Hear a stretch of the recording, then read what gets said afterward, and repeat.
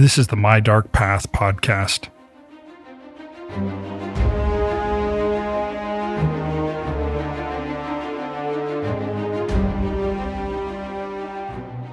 I want you to picture a castle.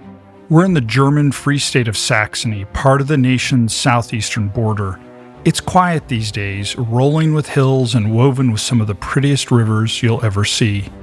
It's been inhabited by Germanic people since at least the 1st century BC, but it's gone through a dizzying 2,000 years worth of change. It was a part of the Holy Roman Empire, the longtime home for the Slavic culture known as the Sorbs, an independent kingdom, an ally of Napoleon, and a hotbed of revolution and anarchy. And in its largest city of Dresden, the site of some of the most brutal Allied bombing of the Second World War. And these days, Dresden is where some of the world's leading research in electrical bioengineering is taking place. But the remnants of all those unstable centuries are never far from view. Now to that castle. Castles are built to endure history, aren't they? And there's one here which has survived over 800 years of change in Saxony.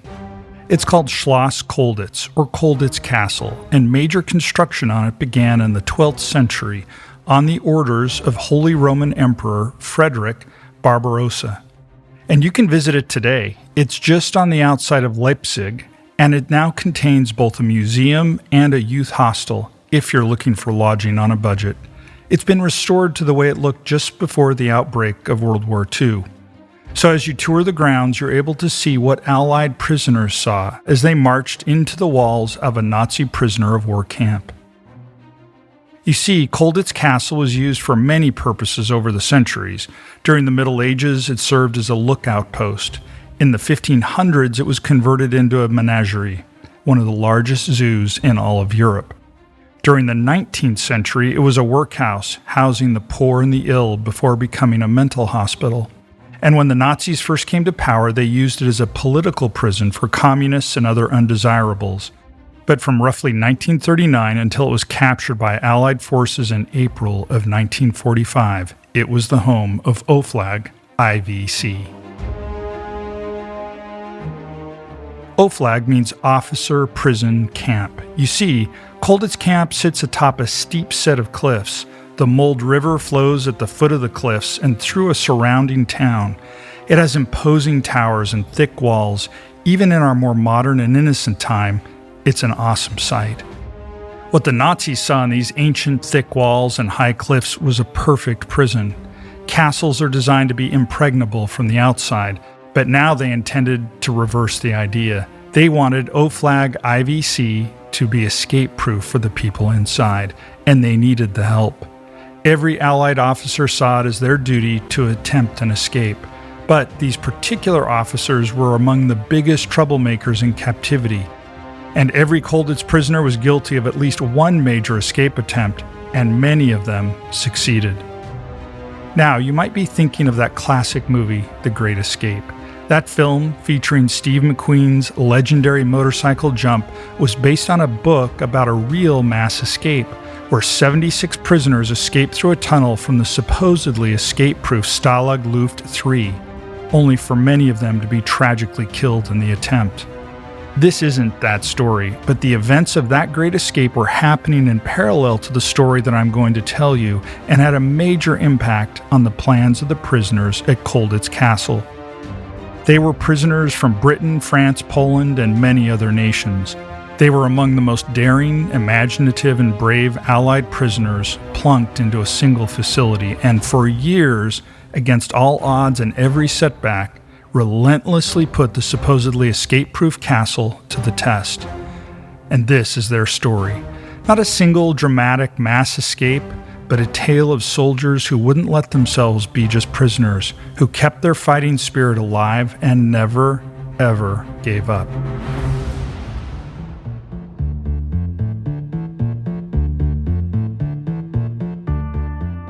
Hi, I'm MF Thomas, and this is the My Dark Path podcast. In every episode, we explore the fringes of history, science, and the paranormal. So if you geek out over these subjects, you're among friends here at My Dark Path. And since friends stay in touch, please reach out to us on Instagram, sign up for our newsletter at mydarkpath.com, or just send an email to explore@mydarkpath.com. I'd love to hear from you. Finally, thanks for listening and choosing to walk the dark paths of the world with me. Let's get started with episode 19, Colditz Castle, Escaping the Nazis' Inescapable Prison.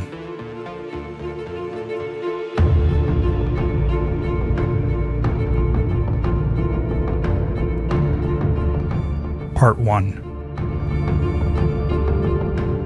40 Polish officers arrived at Colditz in November of 1939. They were the first prisoners of this new facility. A year later, they were joined by dozens more prisoners, many of them from the British Royal Air Force, or the RAF. No matter what nation they came from, they had one thing in common. The Nazis considered them escape risks. Here, it was believed escape would be impossible, even for the most notorious escape artists of the war. They had every reason to be confident. Colditz Castle had an open medieval courtyard and walls 3 meters or about 9 feet thick. Outside those walls were battlements 20 meters high, or about 60 feet high, rising out of solid rock. And there was a double fence of barbed wire patrolled at all times by armed sentries. And even if you managed to make it beyond all those obstacles, then, congratulations, you are now on a sheer cliff 250 feet above the surrounding terrain. But let's say you solved all those problems. Then you had to figure out how to cross 400 miles of enemy territory, all the while knowing that, as soon as you were discovered missing, every town, every train station, and every soldier in the area would be on the lookout for you. The security officer at Oflag IVC was Captain Reinhold Eggers, and he described his own mission like this, quote, "The castle was built to be impossible to get into. My job is to make it impossible to get out of," end quote. When a new prisoner arrived at Colditz Castle, the Nazis would tell them, simply and harshly, "For you, the war is over." Germany in the beginning intended to honor the Geneva Conventions for Allied prisoners of war.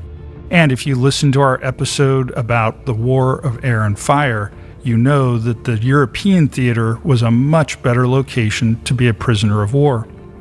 And the message the Nazis wanted to impress was that you could wait out the war in safety as long as you didn't cause any trouble. This must have sounded like a tempting argument, but for the officers at Colditz, the war hadn't ended at all. They just had a new mission. They weren't in tanks or planes. They were in cramped bunkers and had no weapons. They couldn't liberate European cities with monumental battles, but they still had a way to fight. In their minds, a soldier who escaped could return to the battlefield, and every Nazi needed to guard over the camp was a Nazi who wasn't fighting. This was the belief that drove them during their years at Oflag IVC, and it's essential to understanding them. They had a duty to try to escape, to harass, confound, and distract every Nazi they could, forcing the enemy to waste precious resources. They had been willing to die in battle before they were captured, and they were willing to risk their lives for this mission now. To be sure, spirits were low when the officers first arrived. They were cold, dispirited, and hungry. The intimidating aura of Colditz Castle worked. It had no obvious weaknesses. But many of the officers who were there remember that the mood changed when they received their first relief packages from the Red Cross. A bit of food, comfort, and a reminder of home was the jump start they needed. One officer remembered, quote, "As soon as we got settled in after Christmas, we started to look around for escaping and means of escape," end quote. Once they gathered their strength and looked around, the officers at Colditz realized that they had an all-star lineup of escape artists. There was Pat Reed, a civil engineer before the war, whose knowledge of construction and architecture would prove instrumental in multiple attempts. There was Peter Allen, captured at just 20 years old, but a persistent thorn in the side of anyone who tried to keep him captive. And there was Michael Sinclair, one of the war's most legendary prison escapees.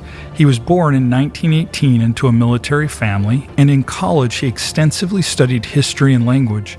He was able to adapt these skills in ingenious ways to benefit all of his fellow POWs.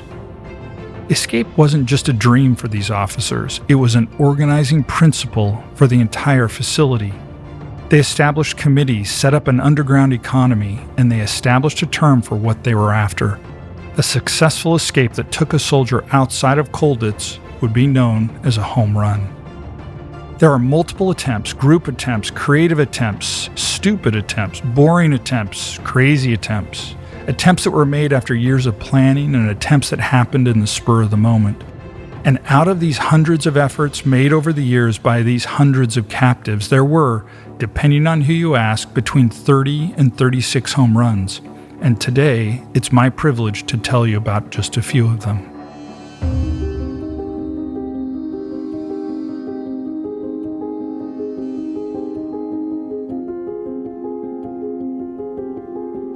Part 2. The black market at Colditz Castle didn't just involve materials and supplies. Knowledge had value, and the people who had it could barter with it. And incredibly, they weren't alone. As the war continued, England created MI9, Military Intelligence 9, a special unit on the home front whose sole purpose was to help Allied prisoners in their escape attempts.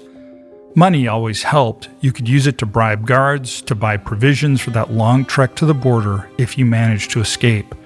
But their assistance went even further. As soldiers received care packages, they discovered gadgets right out of a James Bond story. For example, pencil clips could be used as compasses.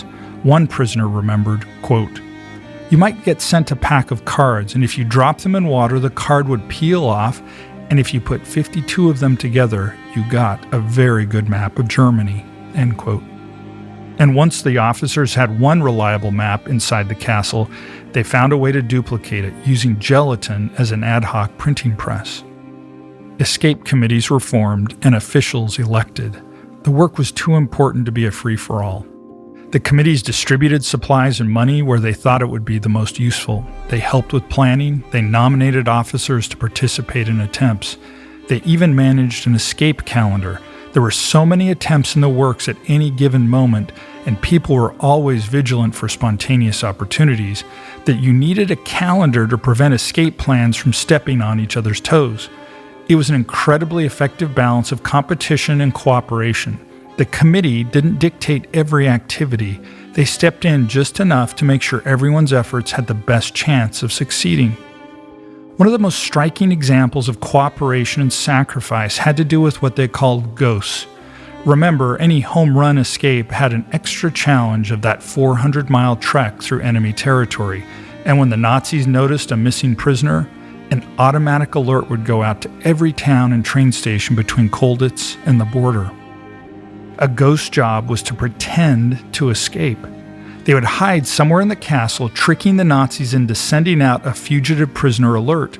And for weeks, the ghost had to remain undiscovered until the Nazis assumed that they had either died or crossed the border.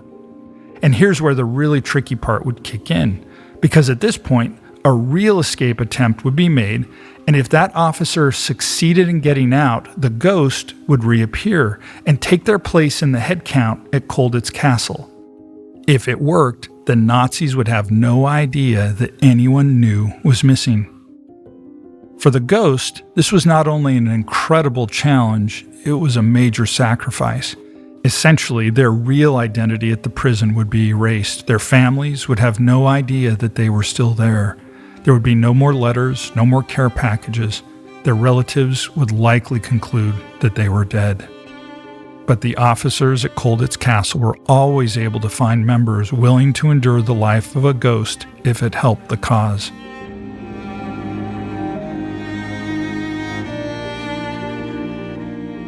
Often, the only thing that separated a failed attempt from a successful attempt was dumb luck. And even the failed attempts directly contributed to knowledge and experience that was essential for successful attempts that came later.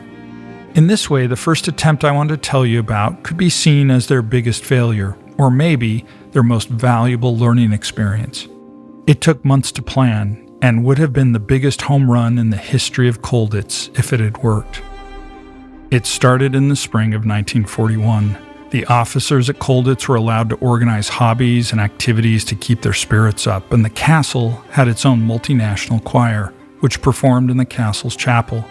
a French Catholic officer who sang in the choir heard a rumor that there was actually a secret crypt below the chapel that might lead to the outside world. When a castle has stood for as many centuries as Colditz, it can contain far stranger secrets than that. The French officers decided that it was a possibility worth gambling on, and they drew up a plan that could spring as many as 200 of the fellow officers through the crypt. The biggest obstacle was reaching the crypt at all. The chapel was a busy place for both captives and the guards, so any destruction of the floor or walls would be noticed quickly. The French would need to tunnel into the crypt from elsewhere in the castle.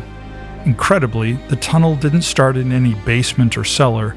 It started at one of the highest points in the castle, the top floor of the clock tower near the chapel. The tower was closed, bricked up, and you couldn't even enter it except through the attic. It never occurred to the Nazis that their prisoners could be digging a tunnel over their heads. The operation was led by a French lieutenant named Cazumayo, who later said, quote, "I think we were mad to start at such a job," end quote. Starting at the attic at the top of the clock tower, they dug holes through every floor all the way down to its foundation. They created a system of pulleys and mattress covers to collect and dispose of all the dirt and broken wood. The attics of other buildings around the compound would serve as a hiding place for all the debris. They even used the mechanisms of the clock itself in their work, breaking apart gears to make battering rams for solid rock they encountered underground. They stole lights from around the compound and used old food cans to house them. They would use a rock to cut grooves into an ordinary knife, turning it into a makeshift saw. A single wooden beam could take a whole week to saw through. This was arduous, patient work, but the officers had nothing but time on their hands. A French priest served as their lookout. If German guards ever got close enough to the clock tower to hear any work, he would kill the lights from above, throwing the workers into a blackout and letting them know to stop work and wait as quietly as they could. But despite the noise, during the entire process of tunneling down through the clock tower, they were never caught. And then, the worst possible discovery. The secret crypt they had heard rumors about couldn't be found. Either it didn't exist or the tunnel had failed to intersect it. But it won't surprise you to learn that this didn't stop these escape artists of Colditz. They were determined to keep tunneling right under the walls of the castle if they had to. While this was going on, a German guard actually stumbled upon some of the dirt and debris in one of the building attics. It must have driven them crazy. They now had undeniable evidence that prisoners were tunneling somewhere, but no matter how thoroughly they searched, they couldn't discover it. They never thought to look up at the clock tower, and so the French carried on. They were still working in 1942, over 9 months after the plan was first imagined. The French were just 2 meters of dirt away from freedom, and then they were found. The Nazis discovered the tunnel running beneath them, and they surveyed it all the way back to its source. The French prisoners were punished, but perhaps worse than solitary confinement was the loss of that escape attempt that they'd been dreaming and working toward for months.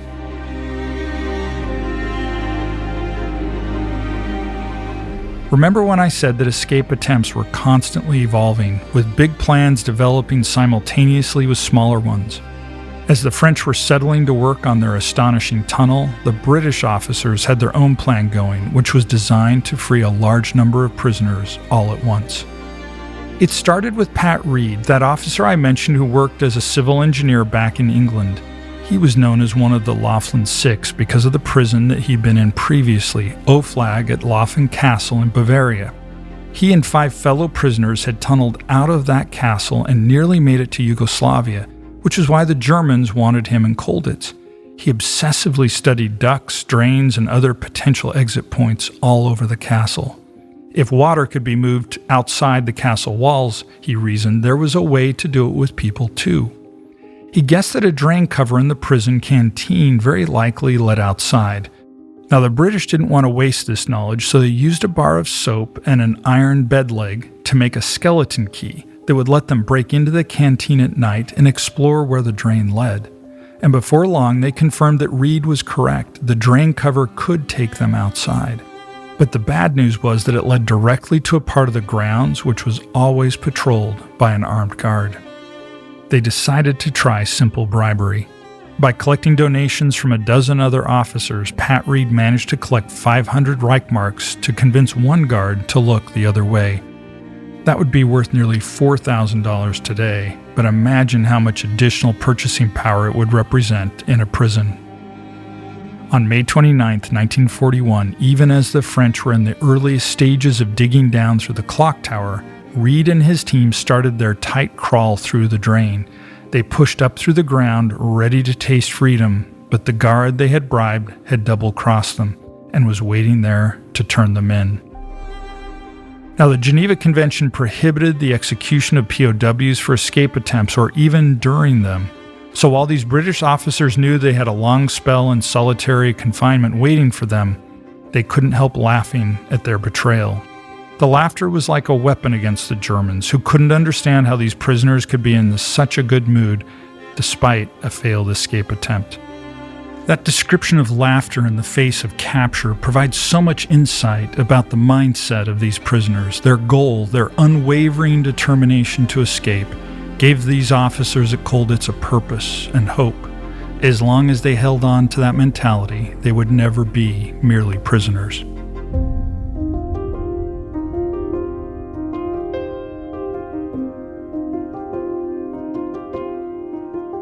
Part 3. If large-scale escape attempts were failing, the Allied captives were more than willing to develop and execute smaller-scale plans. In fact, the very first home run at Colditz Castle didn't involve any tunneling, any bribes, or any tools. It was what they called a snap escape, one sharp-eyed officer seizing on an unbelievable opportunity. Alain Leray was a French lieutenant, and when he was captured, he'd been married for less than a month. Maybe those home fires burned a little hotter for him, but in his own words, quote, "I wanted to escape as quickly as possible so I could return to the fight," end quote. Leray was being taken on a guarded walk outside the prison compound when he saw a door left open in one of the lodging buildings for German junior officers. He didn't hesitate. He ducked inside the building, laid low for an hour, and then ran. He was out of Colditz Castle. Now on the loose in the German countryside, he headed south, hopping aboard a German train. He didn't have tickets, papers, or money, so he dodged from compartment to compartment to avoid being noticed. And miraculously, it worked. Lieutenant Leray crossed the border into Switzerland. Colditz Castle, the fortress the Nazis considered to be inescapable, had just been escaped because of one open door and an incredible blend of daring and old-fashioned luck. Every one of Leray's compatriots was now filled with hope and inspiration. Around that time, there was another snap escape, this one by that young British officer we mentioned earlier, Peter Allen. He had an unusually small build, and with the help of his comrades, he concealed himself inside an old mattress that was scheduled to be removed from the castle. His fellow officers sewed him inside with 50 Reichmarks and a pair of shorts. He actually planned to take advantage of his small size and disguise himself as a member of the Hitler Youth. Now, this was an immensely risky plan, and the Nazis were known to stab at any outgoing rubbish with their bayonets, which would have brought this snap escape to a swift and painful end. But Allen got lucky, and his mattress was removed from the castle without being disturbed. The Germans dumped it in an old barn, and, with the coast clear, Allen freed himself and set out for the border.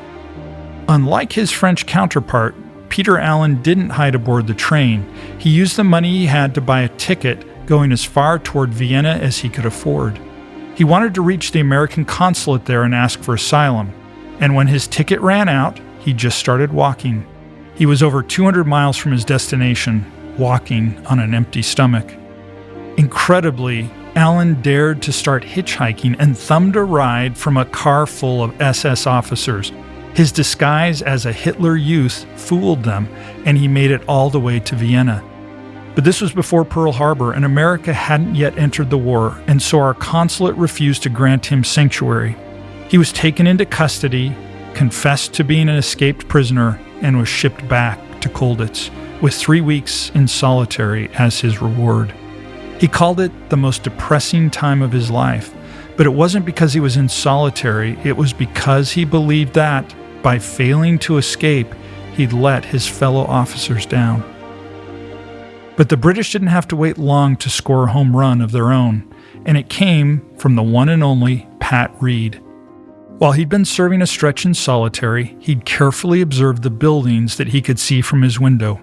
His engineering brain convinced him that there had to be a useful passageway in one very special building, the Colditz Castle Theater. Remember that the prisoners were allowed to engage in hobbies and creative activities to keep up morale.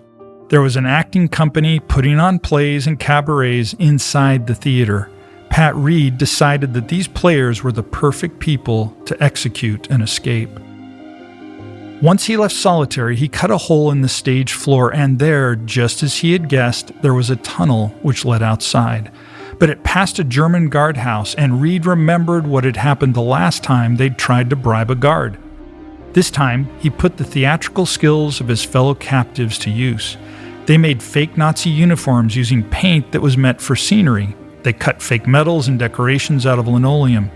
It was crude, but on a dark night, they believed it could be good enough.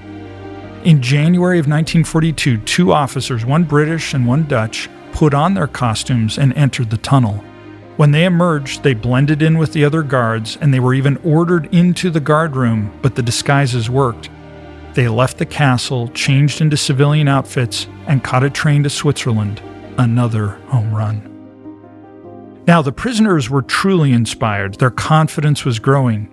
1942 saw what can only be described as a frenzy of attempts, and 84 is the best estimate. Many of them failed, but enough of them succeeded, and every attempt was the product of incredible grit, focus, and creative thinking. In one attempt, a French soldier posed as a German woman, dressed in drag. Another, a former Olympic gymnast, scaled down 40 feet of castle wall. One French officer, the prisoners discovered, bore an uncanny resemblance to a German electrician who occasionally came to fix things in the prison. The officers orchestrated a blackout, waited for the electrician to arrive, and then his French doppelganger tried to leave. One soldier managed to reach Switzerland just by hiding in a pile of trash. And Pat Reed himself, after 3 failed attempts, escaped Colditz Castle on the night of October 14th, 1942, cutting through the bars of the window of the prison kitchen. He and 3 other prisoners took a 3-day trip to the Swiss border. They slept in the woods, bathed and shaved in a river, and at one point they even spent some time in a local cinema while they waited for a train. He spent the rest of the war in Switzerland, and there's some indication that while there he worked for MI6, the British Secret Intelligence Service, debriefing other escaped prisoners. After his service, he returned to his old career of civil engineering and became president of a local cricket club. It was a year-long chess game against the Nazi captors. They started forcing any recaptured prisoners to reenact their escape attempts on camera so the guards could learn what tricks to watch out for. But the Allies always had more tricks up their sleeve. The stakes, though, got much higher. Remember when I said that officers could be confident they would survive being captured because of the Geneva Convention? By the end of 1942, that changed. Adolf Hitler declared that any Allied officer discovered in Germany wearing civilian clothes would be classified as a spy, and spies could be shot. With the guards at Colditz better trained than ever and the threat of execution looming over any escape attempt, the frenzy died down. Fewer prisoners made attempts. Perhaps their mission to harass and distract their guards to return as many officers as possible to the fight had accomplished all that it could. One man, however, was not willing to give up. Michael Sinclair was a British officer infamous among the Nazis for having previously escaped 4 different prison camps. In a facility full of the best, he was maybe the most notorious escape artist there. And even under the threat of death, he devised a daring plan to bust out of Colditz Castle and bring a lot of his comrades with him. There was a high-ranking German officer, Fritz Roteberger, who regularly checked in on Colditz Castle. He bore a strong resemblance to the former Austro-Hungarian Emperor Franz Joseph, so that's what the prisoners nicknamed him. Franz Josef carried an incredible authority with him, and the Allied captives could see the fear and obedience he inspired in lower-ranking German soldiers. So Michael Sinclair decided that he could escape if he could just convince enough Germans that he was Franz Josef. Like a method actor, he studied the officer Fritz Roteberger, learning every possible detail about his appearance and mannerisms. Taking advantage of the escape industry still operating within the castle walls, he managed the preparation of fake uniforms, fake rifles, fake bayonets, fake medals, fake papers, and more. He believed that he could dismiss the German guards from their posts and march up to 50 Allied officers right out of the castle. Prisoners watched from the windows on September 2nd as Michael Sinclair began his performance, maybe the riskiest act of impersonation ever attempted. Incredibly, not one, not two, but 3 successive sentries believed that the intimidating Fritz Roteberger himself was ordering them to leave their posts. If Sinclair could bluff just one more guard, he would have his home run. But the 4th guard saw through the disguise. The alarm was triggered, and in the commotion, Michael Sinclair was shot. His disguise was so effective that some of the guards believed that they had shot one of their own. But it wasn't so. Michael Sinclair, impersonating this high-ranking German officer and fronting one of the most audacious escape attempts in the history of Colditz Castle, took the bullet. It wasn't fatal, but it was enough to stop the last large-scale bust out at Oflag IVC.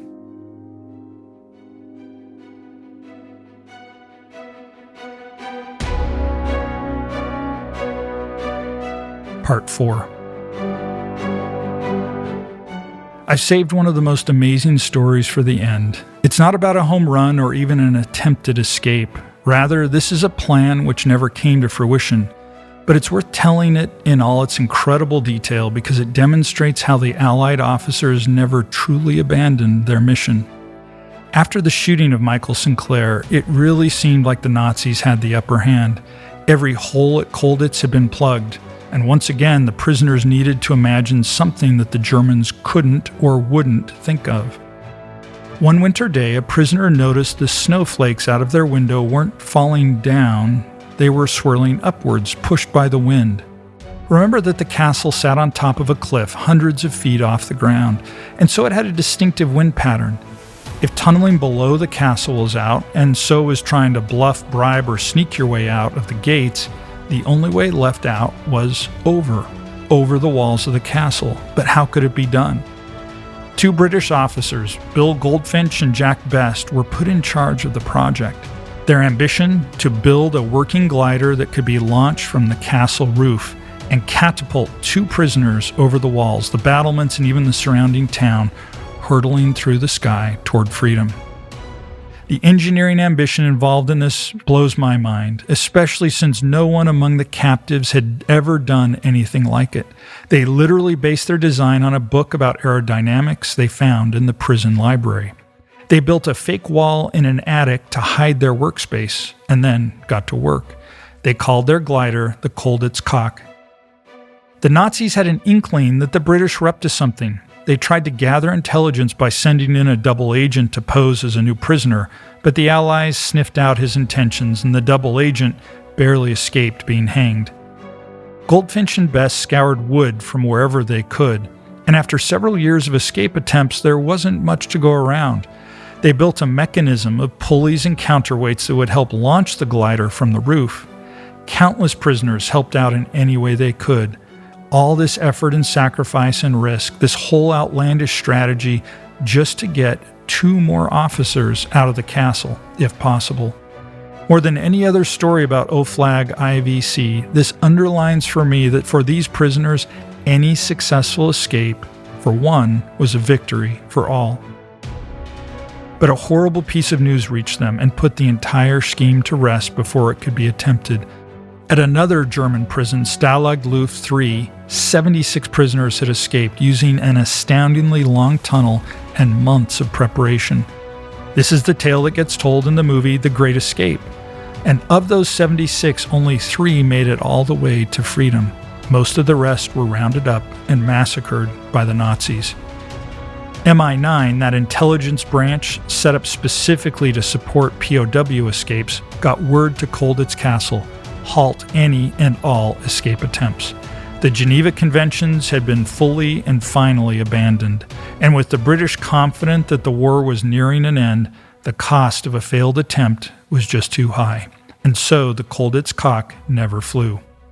There was only one more attempt to escape Colditz. Michael Sinclair, who had tried and tried and tried again and even survived a bullet wound while trying to impersonate that Nazi officer, made a final desperate attempt to bust out.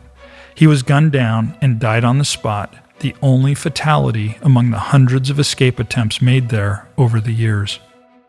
And about his death, one fellow officer said, quote, "No one has tried harder than he in this war to do his duty. There was no one more loyal, and by his death the regiment has lost a very gallant officer." End quote.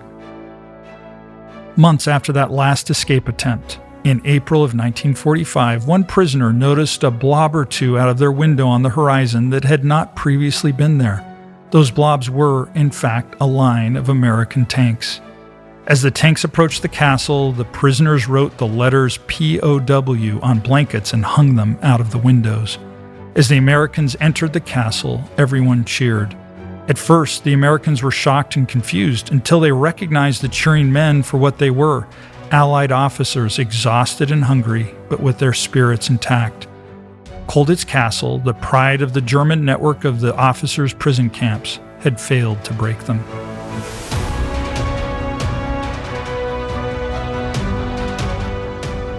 The prisoners brought their improvised glider down from the attic and displayed it with pride to their American liberators and fellow prisoners.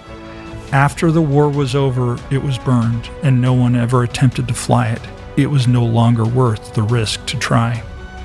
Some of the former captives would return to the fight. Many others got to finally return home.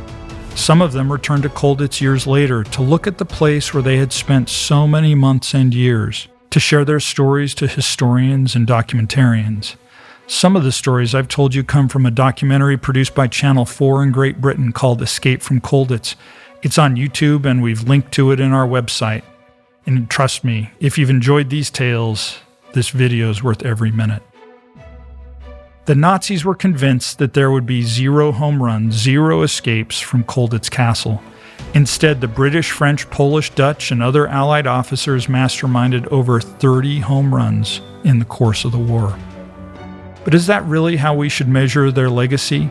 I feel like the real great escape was made by everyone there who was a part of the effort: the ghosts, the fabricators, the masterminds, those who assisted from the outside, the ones who paid for their failures with solitary confinement but shared the lessons of their failures freely.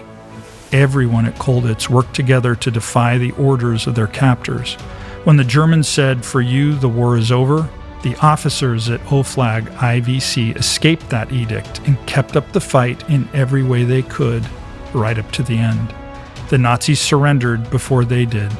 And that's how a prisoner in an inescapable prison can escape, even if they never get outside the walls.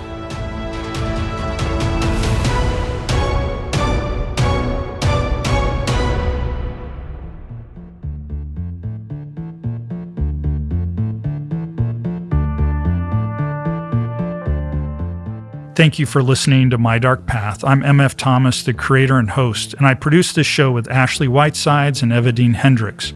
Our creative director is Dom Purdy. This story was prepared for us by Sam French. Our senior story editor is Nicholas Thurkettle, and our lead researcher is Alex Bagassi. I'd like to take a moment on behalf of the whole My Dark Path team to give a special thanks to Alex, who's stepping away from his role in the show as of this episode.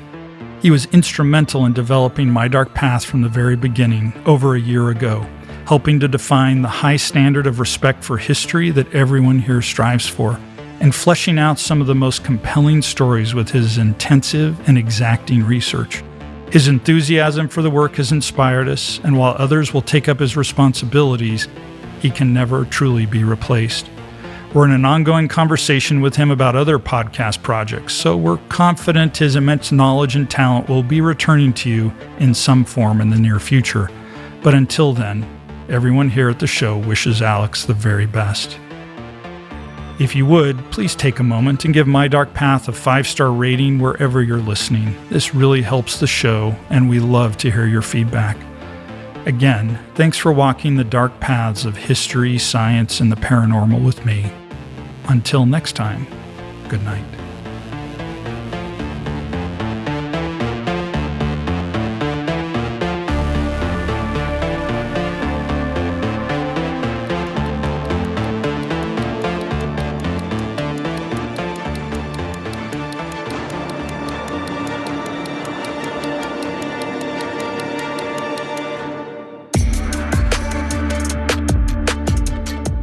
After this, there is no turning back. You take the red pill, you stay in Wonderland, and I show you how deep the rabbit hole goes. Follow the white rabbit. What year did construction start on Colditz Castle? What year did construction start on Colditz Castle?